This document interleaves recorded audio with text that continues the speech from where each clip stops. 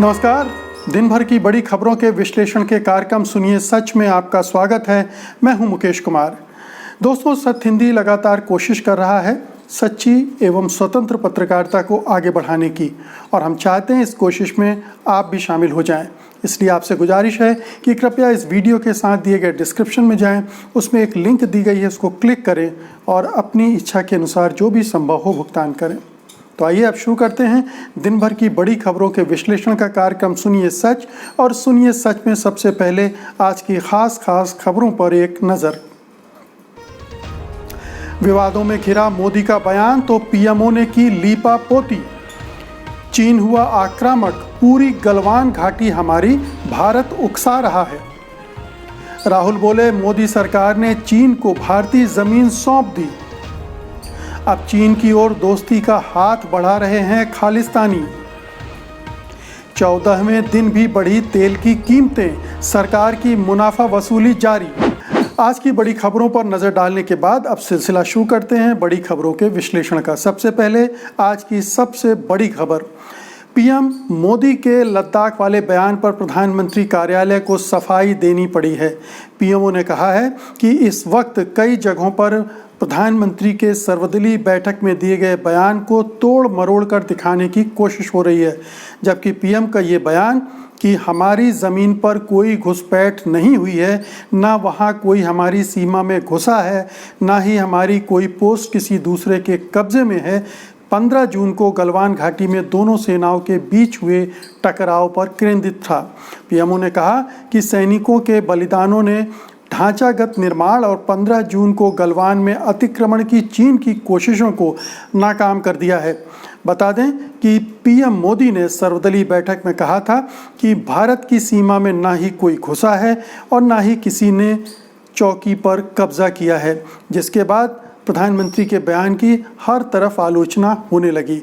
और ये वाजिब आलोचना थी, क्योंकि प्रधानमंत्री ने ऐसा कुछ कहा था जिसकी वजह से पूरा देश हतप्रभ था। जितने लोग चीन के मामलों को समझ रहे थे, चीन जो लद्दाख सीमा पर चीन और भारत के बीच टकराव का अध्ययन कर रहे थे, उसको जान रहे थे, उनको लगा कि अचानक ये प्रधानमंत्री ने क्या बोल दिया है। ये उनका बयान एक तरह से चीन को क्लीन चिट देने जैसा था, जबकि तमाम खबरें ये बता रही हैं कि चीन ने हमारी गलवान घाटी में 60 किलोमीटर की ज़मीन कब्जा कर ली है और उससे हटने के लिए तैयार नहीं है। अब प्रधानमंत्री के बयान से ये ध्वनि निकल रही है कि वो तो गलवान घाटी चीन की ही थी और उसको लेकर हमारा कोई दावा ही नहीं है। तो ये एक तरह से पूरी तरह सरेंडर जैसा हुआ। तो अगर हमारी गलवान घाटी में कोई हमारा दावा नहीं है तो हम इतने दिनों से वहाँ क्यों उससे उलझे हुए थे? क्या ढांचागत निर्माण की जो बात हो रही है उसकी वजह से केवल टकराव हो रहा था? केवल उसी की वजह से हमारे 20 से ज़्यादा सैनिकों को जान गंवानी पड़ी? ये ऐसे सवाल थे जो प्रधानमंत्री के बयान से फिर उठ खड़े हुए। अब प्रधानमंत्री कार्यालय कह रहा है कि ये शरारतपूर्ण ढंग से इस बयान को तोड़ा मरोड़ा गया है। प्रधानमंत्री को खुद स्पष्ट करना चाहिए। प्रधानमंत्री का बयान इतना गोलमोल था कि उसमें कोई स्पष्ट बात निकल कर नहीं आ रही थी। ख़ास तौर से उन सवालों के जवाब उसमें नहीं थे जो बार बार उनसे पूछे जा रहे थे, चाहे वो विपक्षी दल पूछ रहे हों, चाहे जो ऑब्जर्वर हैं, जो एक्सपर्ट हैं, वो पूछ रहे थे कि आखिरकार सीमा पर स्थिति क्या है, सीमा विवाद क्यों है, ये टकराव क्यों खड़ा हुआ है, किसकी वजह से खड़ा हुआ है। और इस प्रधानमंत्री के इस बयान ने सबसे ख़तरनाक बात जो की वो ये की कि चीन को क्लीन चिट दे दी, अब क्लीन आक्रामक हो रहा है और हमारी नीतियों पर सवाल खड़ा कर रहा है। तो प्रधानमंत्री को अपने बयान को दोबारा से पढ़ना चाहिए, प्रधानमंत्री कार्यालय को दोबारा से प्रधानमंत्री का बयान देखना चाहिए और जो सवाल उठ रहे हैं उनके जवाब देने चाहिए। अगर जवाब नहीं मिलेंगे तो अभी भी प्रधानमंत्री के बयानों का वही हो रहा है जो पहले हो रहा था, उनका पोस्टमार्टम हो रहा है और उनके वही अर्थ निकाले जा रहे हैं जो निकाले जा सकते हैं, क्योंकि उनमें कोई दूसरा अर्थ है नहीं। तो ये पीएमओ को फिर से सोचना पड़ेगा, प्रधानमंत्री को फिर से सोचना पड़ेगा कि क्या वो कुछ छिपाना चाहते हैं, क्या छिपाना चाहते हैं ऐसा, और क्यों छिपाना चाहते हैं? क्या उनसे इससे उनको कोई राजनीतिक नुकसान हो रहा है इसलिए छिपाना चाहते हैं? लेकिन देश के हित, देश के स्वार्थ सर्वोपरि होते हैं, उसमें राजनीतिक हितों की बलिदान देना पड़ता है, कुर्बानी देनी पड़ती है। तो क्या इसके लिए प्रधानमंत्री, उनकी सरकार, बीजेपी, संघ परिवार तैयार नहीं है? ये बहुत सारे सवाल हैं जिनके जवाब हम सब ढूंढते रहेंगे, ढूंढे जा रहे हैं। इस बीच अगली खबर का रुख करते हैं, लेकिन उसके पहले एक बार फिर से आपसे गुजारिश कि कृपया इस वीडियो के साथ दिए गए डिस्क्रिप्शन में जाइए, उसमें एक लिंक है, उसको क्लिक कीजिए और अपनी मर्जी के हिसाब से जो भी आपको ठीक लगता हो स्वतंत्र पत्रकारिता के पक्ष में भुगतान कीजिए। अगली खबर लेते हैं। प्रधानमंत्री मोदी के बयान के बाद चीन और भी आक्रामक हो गया है और भारत पर ही आरोप लगाने लगा है। यही नहीं, अब उसने पूरी गलवान घाटी को अपना बताया है। चीन के विदेश मंत्रालय के प्रवक्ता ने विस्तार से बताया कि पूरी गलवान घाटी भारत चीन सीमा के पश्चिमी सेक्शन में वास्तविक नियंत्रण रेखा पर चीन की ओर है। कई सालों से चीन के सैनिक इस क्षेत्र में गश्त कर रहे हैं। इस साल अप्रैल के बाद से LAC पर गलवान घाटी में भारतीय सेना ने एकतरफा कार्रवाई करते हुए लगातार सड़कें बनाई हैं, पुल और अन्य ठिकाने बनाए हैं। ये चीनी सरकार का, चीनी विदेश मंत्रालय का आरोप है। चीन ने कई बार शिकायतें की, लेकिन भारत ने और उकसाने वाली कार्रवाई करते हुए LAC को पार किया। भारत पर सीमा के उल्लंघन का आरोप।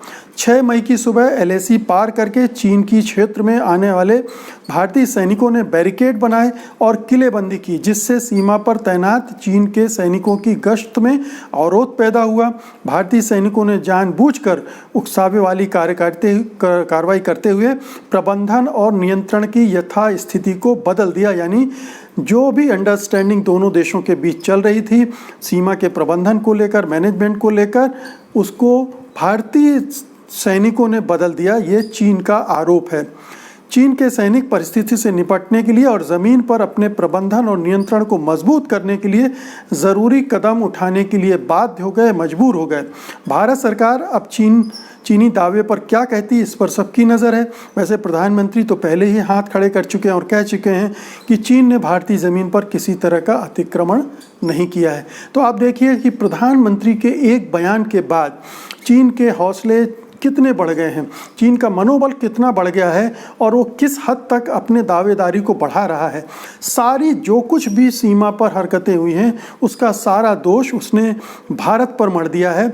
और यहाँ तक कि गलवान घाटी पर जो उसके कुछ हिस्से पर, कई हिस्सों पर भारत भी गश्त करते, भारतीय सैनिक गश्त करते थे। वो विवादास्पद इलाका था, लेकिन हमारा भी दावा उस पर बनता था, हम भी दावा करते थे।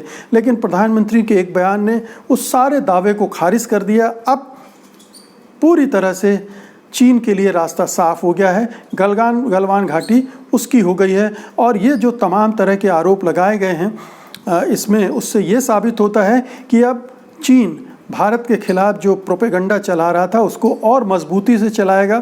अंतर्राष्ट्रीय स्तर पर जो ये माहौल बना था कि चीन अतिक्रमण कर रहा है, चीन भारत की सीमाओं में घुस रहा है, चीन भारत की ज़मीन पर कब्जा कर रहा है, अब ये सारा मामला उलट गया है प्रधानमंत्री के एक बयान से। अब सारी चीज़ें चीन के पक्ष में चली गई हैं। चीन अब इन्हें अपने ढंग से इस्तेमाल कर सकता है। ये बहुत ही ख़तरनाक स्थिति बनी है प्रधानमंत्री की अस्पष्टता की वजह से, या कुछ छिपाने की वजह से, या झूठ बोलने जाने की वजह से। कारण चाहे जो भी हो, लेकिन जो कुछ भी प्रधानमंत्री ने कहा उससे स्थिति भारत के लिए बहुत विकट हो गई है। भारतीय विदेश नीति तहस नहस हो गई है इस एक स्टेटमेंट से।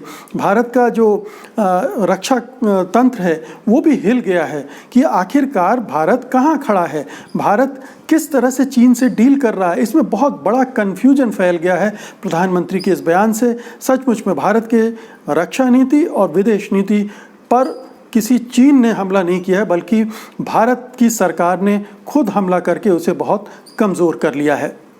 दोस्तों, मुझे उम्मीद है कि आप लोग जो खबरें देख रहे हैं उन पर अपनी प्रतिक्रिया कमेंट बॉक्स में दर्ज कराते चल रहे होंगे। हम बाकायदा इन कमेंट्स को देखते हैं, जांचते हैं, पढ़ते हैं, रिएक्ट करते हैं और कोशिश ये होती है कि उनसे जो भी सकारात्मक चीज़ें हमें अपने प्रोग्राम को बेहतर बनाने में मिल सकती हैं उनका इस्तेमाल किया जाए। तो ध्यान रखिए, कमेंट बॉक्स में अपने कमेंट दर्ज कराते चलिए। अगली खबर लेते हैं।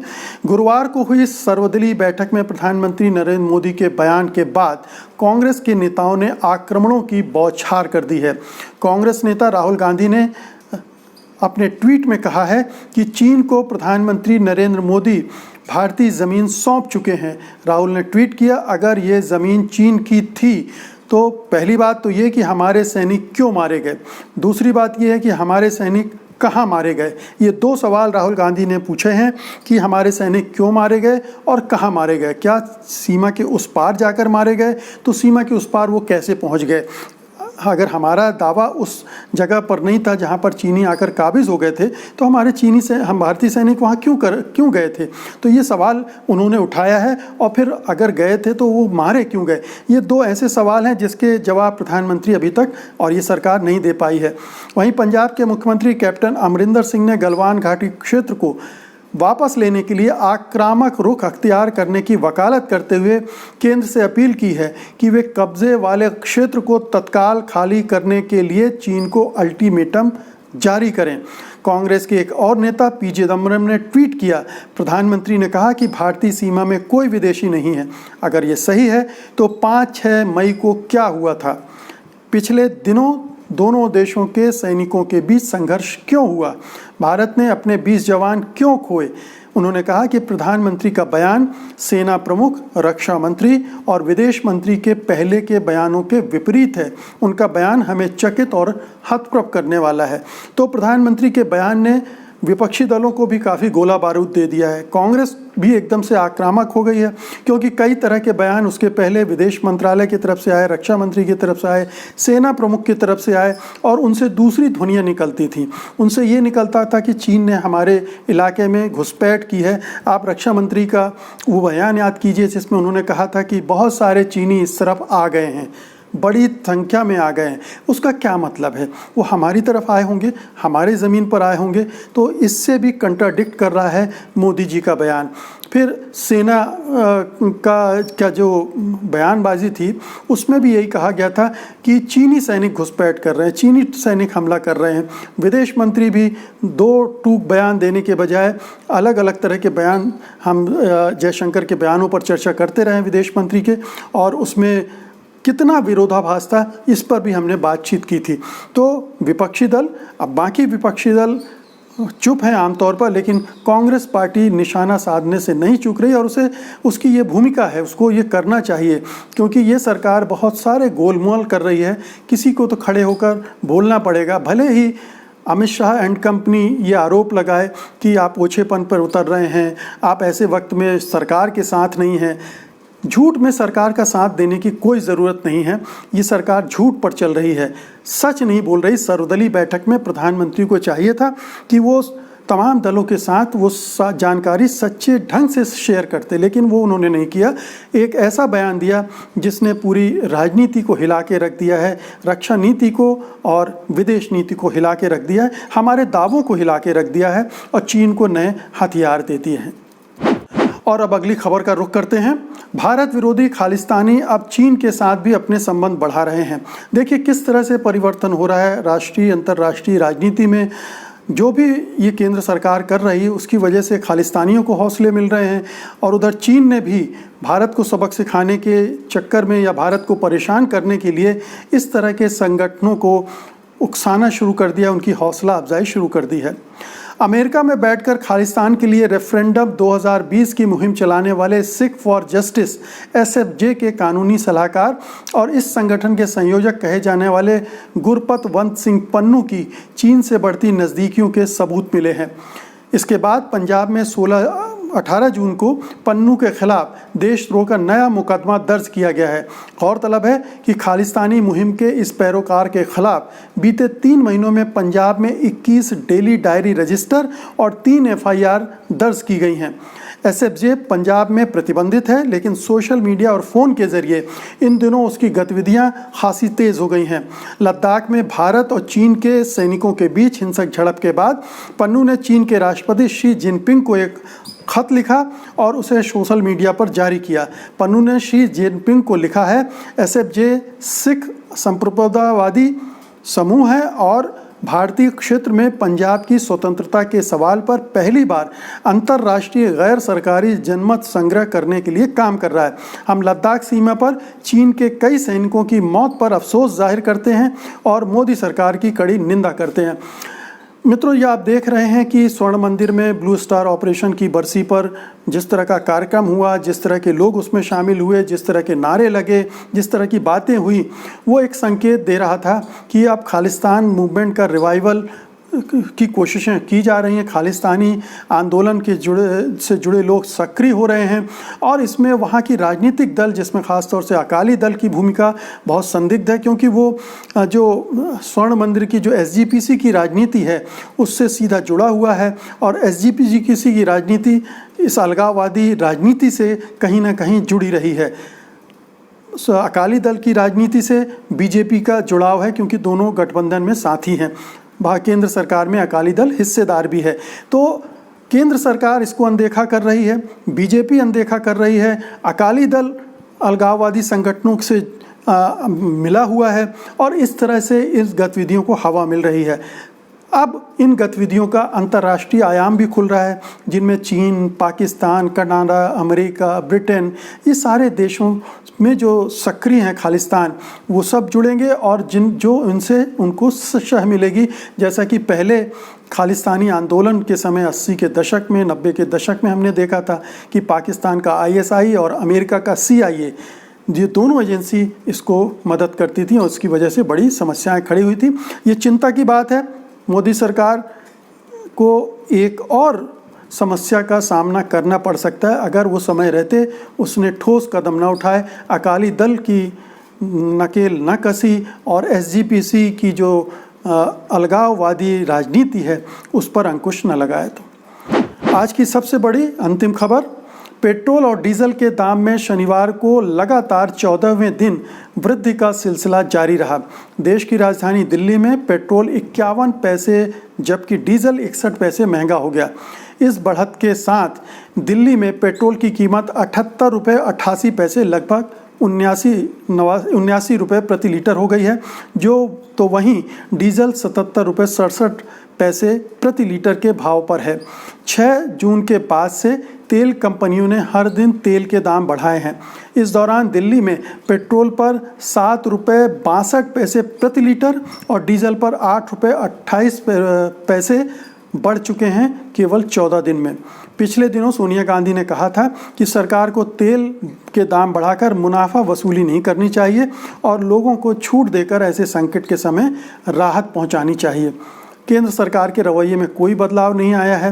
यही मोदी जी 2014 के इलेक्शन में कहते थे कि भारत में 40 रुपये से ज़्यादा महंगा प्रति लीटर पेट्रोल नहीं होना चाहिए था, लेकिन आज जब उसके मुकाबले अंतर्राष्ट्रीय बाज़ार में जो तेल की कीमत है वो 1/3 हो गई हैं, इस समय $40 प्रति बैरल के हिसाब से क्रूड ऑयल मिल रहा है, उस समय 110-120 डॉलर तक चला गया था, तब वो प्रधानमंत्री ये बयान दे रहे थे।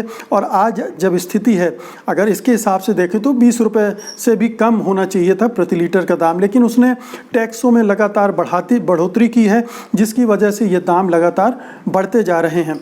ऐसे आर्थिक संकट के वजह के समय जब सारी आर्थिक गतिविधियों पर वैसे ही बोझ पड़ा हुआ है, इस तरह से पेट्रोल की कीमतें बढ़ाना, महंगाई पर इसका सीधा असर पड़ता है। ये सरकार का अत्याचार है। विशुद्ध रूप से ये जो मुनाफाखोरी है, ये सरकार अगर करने लगेगी अपने विदेशी मुद्रा भंडार को भरने के लिए, ये दिखाने के लिए हमारा विदेशी मुद्रा भंडार इतना बढ़ गया है, तो इसका खमियाजा हम सबको भुगतना पड़ेगा। हमको, आपको और जो आम आदमी हैं उनको भुगतना पड़ेगा, अर्थव्यवस्था को भुगतना पड़ेगा। और अब बुलेटिन को ख़त्म करने से पहले आपको कोरोना के मामले में जो ताज़ा तरीन जानकारियां हैं वो दे देते हैं। भारत में सबसे ज़्यादा अभी तक के 14,516 केस एक दिन के अंदर आए हैं। कुल मामले अब 3,65,000 हो गए हैं और कुल मौतें करीब 13,000 हो गई हैं। होम आइसोलेशन पर दिल्ली सरकार और LG आमने सामने खड़े हो गए हैं, क्योंकि दिल्ली सरकार का कहना है कि क्वारंटाइन घर में होना चाहिए, हमारे पास इतने सहूलियत नहीं है, जबकि LG कह रहे हैं कि नहीं, ये हॉस्पिटल में ही होगा।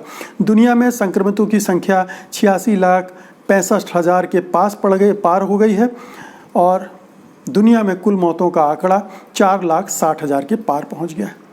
तो दोस्तों, ये थी आज की दिन भर की बड़ी खबरें और उनका विश्लेषण। हम कल फिर हाजिर होंगे। कल के बजाय हम सोमवार को हाजिर होंगे। रविवार को ये बुलेटिन हम नहीं बनाते हैं, तो सोमवार की शाम को आपसे फिर मुलाकात होगी उस दिन की बड़ी खबरों के साथ विश्लेषण के लिए। तब तक के लिए मुझे अनुमति दीजिए। नमस्कार। सत्य हिंदी के और वीडियोस को देखने के लिए हमारे YouTube चैनल को सब्सक्राइब करें और सीधे नोटिफिकेशन पाने के लिए बेल आइकन दबाएं।